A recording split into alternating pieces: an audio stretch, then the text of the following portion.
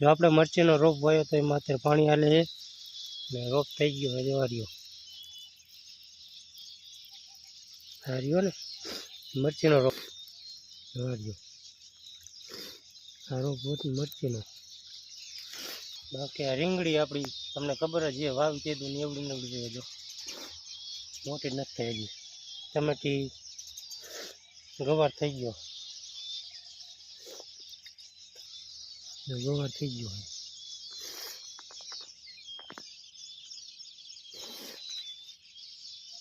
બાકી જો એકવાર મેં તમને કીધું હતું ને કે ભીંડો થઈ ગયો જો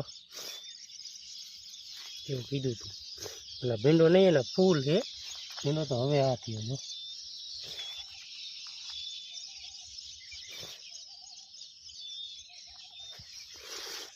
બાકી આ ચોરીમાં ફાલ આવી ગયો જો ચોરી થઈ ગઈ જોવા થઈ